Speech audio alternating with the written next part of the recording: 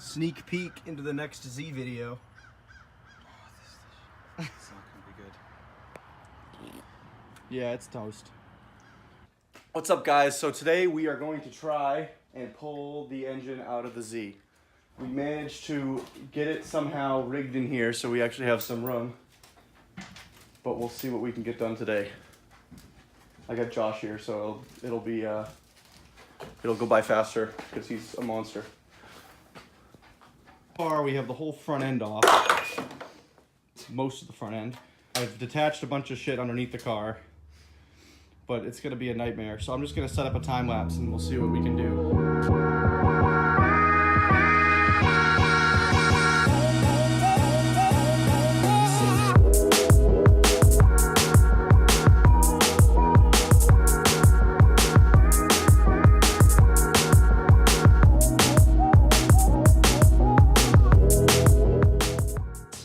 We got the whole front end apart. Now all that's left is to clean up some of these lines, but as you can see, the motor can just come straight out here. The problem with pulling the motor in these cars, from what I've seen online, is that the engine and the transmission don't want to come out the top. So you have to drop it out the bottom or out the front, pull it out the front. And it looks like we have plenty of room. It's just getting the stuff underneath, like the exhaust apart, it's gonna be a hassle because it's all rusted. So I didn't end up filming much, but we got everything disconnected. We got the harness out. We got the balance hooked up to the top of where the manifold went. Transmission's disconnected, the exhaust is cut. Everything looks like it should be disconnected. We're gonna try pulling it.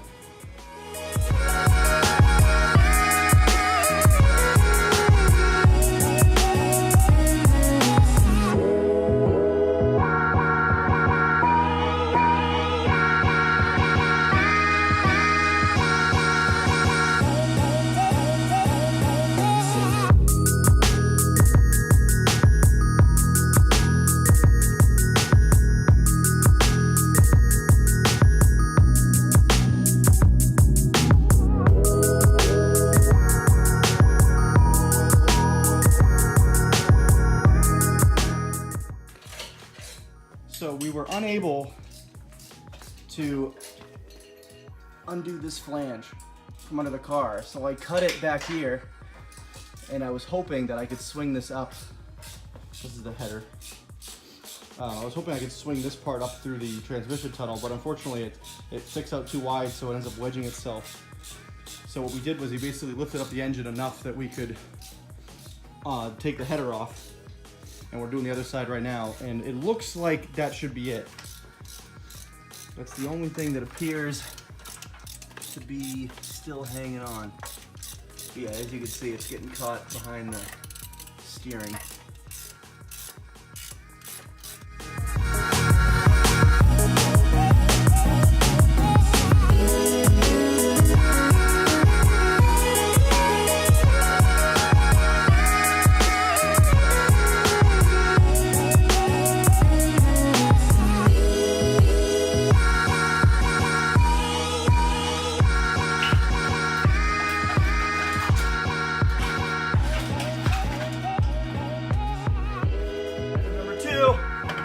Okay, here we go, Ted.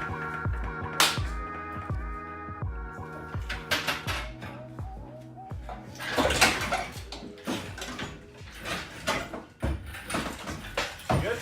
We are clear.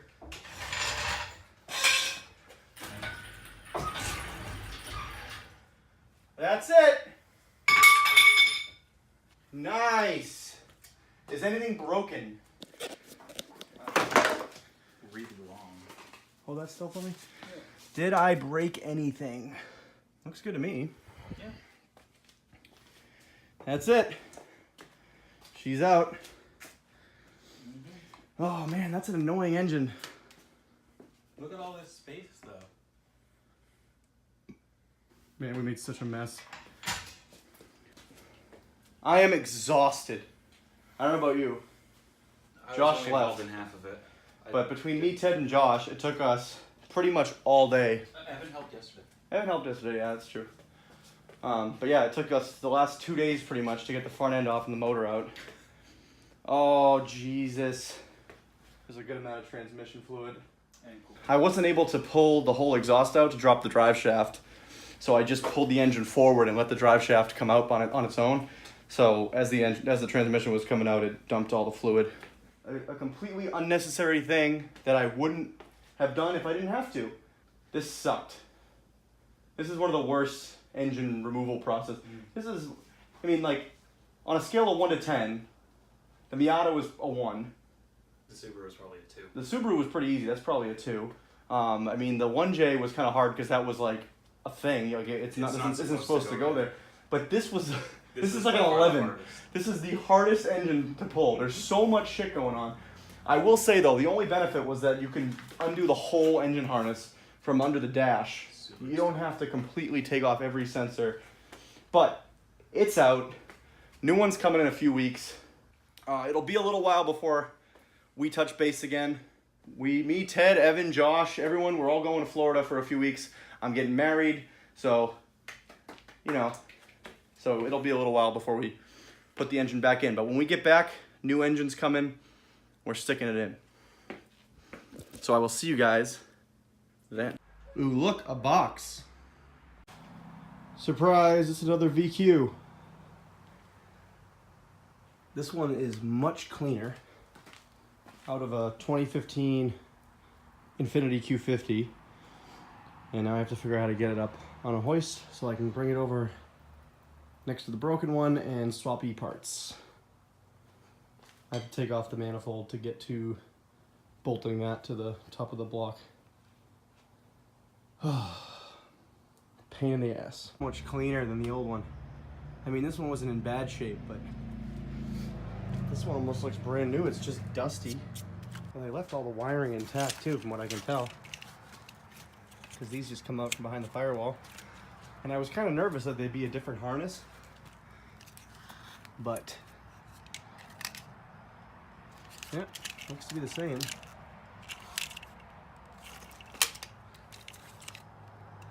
Sweet.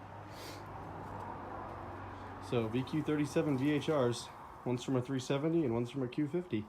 So now I'm just waiting on clutch parts and some test pipes that I'm going to throw in because I had to cut the cats. But after that, I should be able to just stick everything back in. So I got the two engines here now. Next step is to take some of the stuff off this engine and put it on that engine.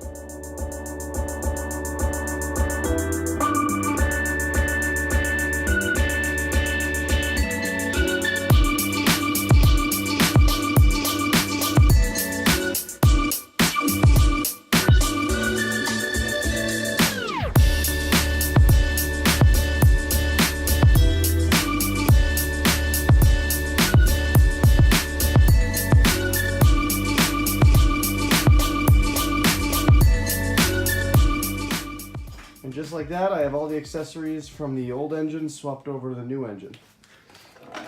What we did notice, the Infiniti engine actually comes with an oil cooler. These plumb through the coolant system, and they attach to that like heat distribution block thing.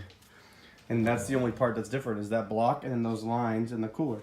So the filter does stick out a little bit farther.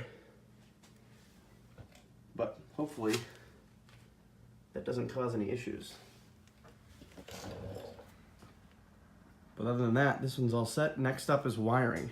So another night at the garage, but tonight it's a perfect day to be working on some engines inside because as you can see, or potentially hear, it's like monsooning outside. Crazy thunderstorm. So goal for tonight is to have a new engine all buttoned up with the wiring harness from the old motor and the new clutch and the tranny back on. Basically ready to drop in the car by the end of tonight. That's the goal. Might not happen depending on if I decide to slack off or not tonight. But I also might play around and start tearing down the old motor, or both, we'll see. Yeah, so I'm gonna throw in a time lapse and just enjoy.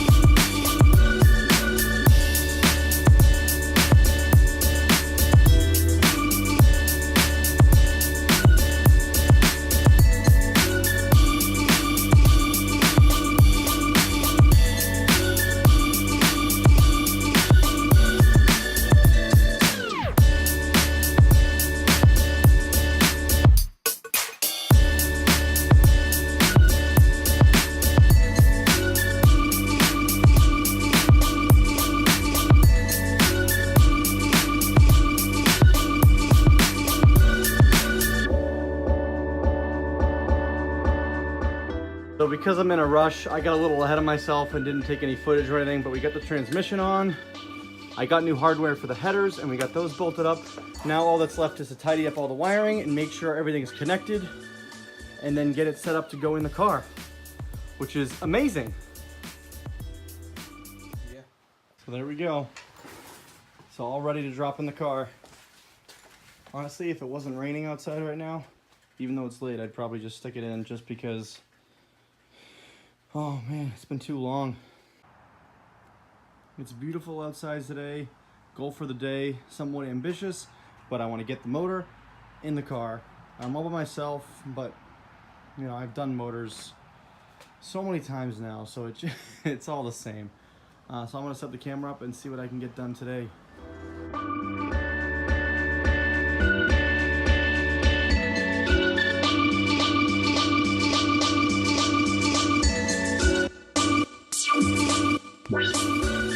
Realized my time lapse died, but just dropped right in. This is how you do it right here. I knew I'd regret cutting these pipes later. Drive shaft is in. Passenger side test pipe in. Shifter's back in. What else? Ted's working on hoses and plugs and stuff. I'm gonna jack the other side up so I can undo the other pipe flange that I cut and then put that test pipe in. And then it's just all hands on the front. So, both test pipes are on. Clutch is bled. I still need to add transmission fluid. What else? We got the core support back on, the radiator on. We're bolting everything back up. Oh man, it's like 94 degrees out. We've been praying for hot weather for so long, and then it's just scorcher.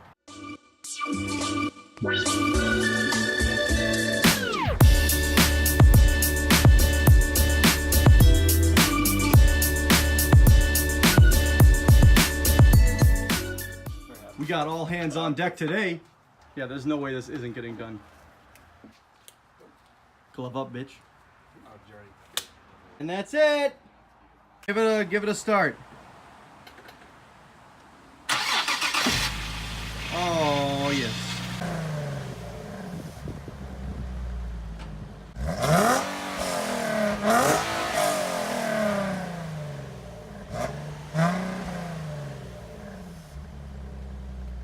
Not gonna lie, I'm pretty happy with that.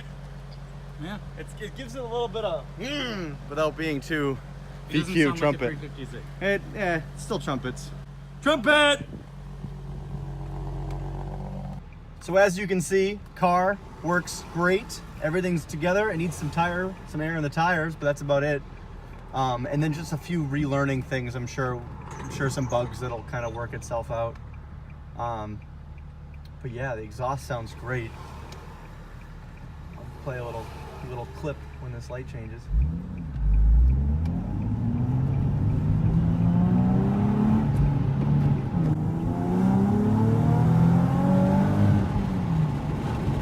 So that'll do it for this video, guys. I'll see you guys next time.